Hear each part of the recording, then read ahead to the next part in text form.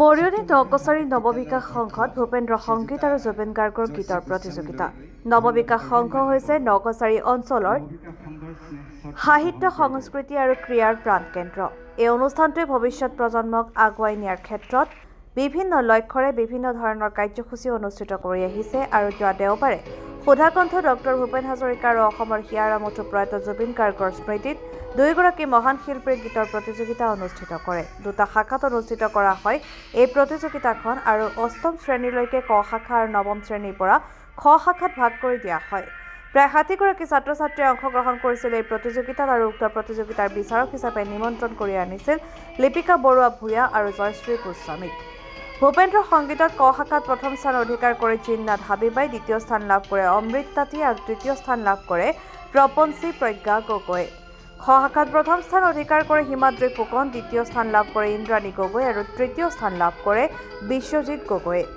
জুবিন গাৰ্গৰ গীতৰ প্ৰতিযোগিতাত ক শাখাত প্ৰথম স্থান লাভ কৰে বিকি বৰুৱাই, দ্বিতীয় স্থান লাভ কৰে অমৃত তাঁতী আৰু তৃতীয় স্থান লাভ কৰে স্নাতা নন্দিনীয়ে। খ শাখাত প্ৰথম স্থান লাভ কৰে ইন্দ্ৰাণী গগৈয়ে, দ্বিতীয় স্থান লাভ কৰে অবিনাশ দত্তই আৰু তৃতীয় স্থান লাভ কৰে প্ৰত্যাশী গগৈয়ে।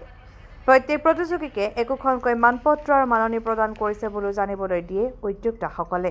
নৱবিকাশ সংঘৰ কৰ্মকৰ্তাসকলে প্ৰথমবাৰ আয়োজন কৰা এই অনুষ্ঠানটোক স্থানীয় মহলে প্ৰশংসা কৰা পৰিলক্ষিত হয় আৰু ইয়াৰ যোগেদি শিল্পীসকলে এটা সুন্দৰ মঞ্চ পোৱাৰ উপৰিও উৎসাহিত হৈ পৰাও পৰিলক্ষিত হয়।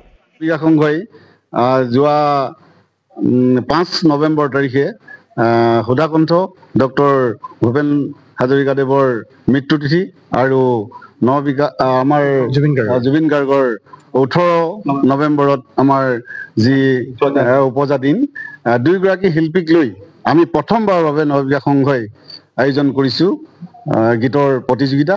ইয়াতে আমাৰ ভুল ত্ৰুটি হৈ যাব পাৰে, কিন্তু আমি তেখেতসকলৰ যি অৱদান, এই অৱদান আমি আমাৰ প্ৰজন্মৰ কাৰণে আমি সিঁচৰিত কৰি যাব লাগিব, আমি জীয়াই ৰাখিব লাগিব। সেই উদ্দেশ্যে আমি নৱবিকাশ সংঘই কোনো অনুষ্ঠানৰ প্ৰতিষ্ঠানৰ পৰা আমি কোনো আৰ্থিক সাহায্য বিচাৰি অনা নাই। আমি নিজৰ সংঘৰ সদস্যসকলৰ ফালৰ পৰাহে দান বৰঙণি লৈ এই অনুষ্ঠানভাগি আজি আমি সুপৰিকল্পিতভাৱে প্ৰতিযোগিতা অনুষ্ঠিত হৈ গ'ল বুলি আশা কৰিব পাৰোঁ আৰু আশা কৰিছোঁ। আমাৰ টোটেল 60জন প্ৰতিযোগীয়ে অংশগ্ৰহণ কৰিছিলে। ভাৰতৰত্ন ডক্টৰ সুধাকণ্ঠ ডক্টৰ ভূপেন হাজৰিকাদেৱৰ শ্ৰদ্ধাঞ্জলি জনাই আৰু আমাৰ হিয়াৰ আমঠু অসমীয়া প্ৰাণৰ শিল্পী জুবিন গাৰ্গদেৱৰ গীতৰ প্ৰতিযোগিতা অনুষ্ঠিত কৰিছিলোঁ। যে নৱবিকাশ সংঘ হৈছে নকছাৰী জনজীৱনৰ এটি বিশেষ অনুষ্ঠান, যিটো অনুষ্ঠানে নকছাৰী জনজীৱনত বিশেষভাৱে এটা ভূমিকা লৈ আহিছে। সাহিত্য সংস্কৃতি ক্ৰীড়াৰ বিভিন্ন দিশতে এই অনুষ্ঠানটি এটি সৰব ভূমিকা গ্ৰহণ কৰি আহিছে। আমি জানিবৰ পৰাই আমি যিমান দূৰ জানো যে এই সংঘৰ মজিয়াৰ পৰা গৈ ৰাষ্ট্ৰীয় আন্তঃৰাষ্ট্ৰীয় পৰ্যায়তো সুনাম বুটলিবলৈ সক্ষম হৈছে।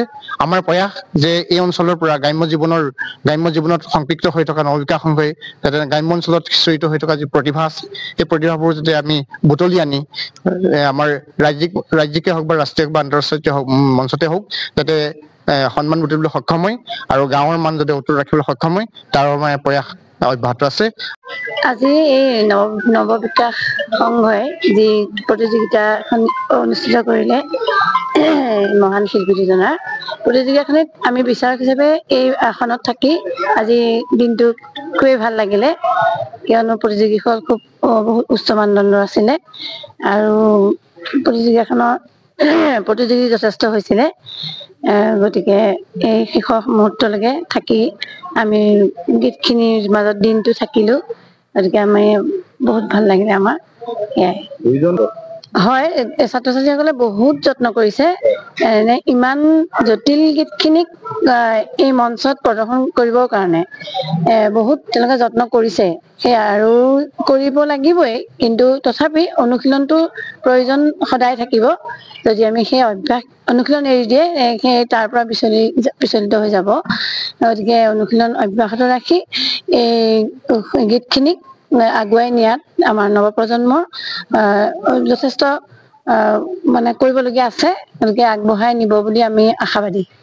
মৰিয়নিৰ পৰা সূৰ্য দাসৰ ৰিপৰ্ট, AD এক্সপ্ৰেছ।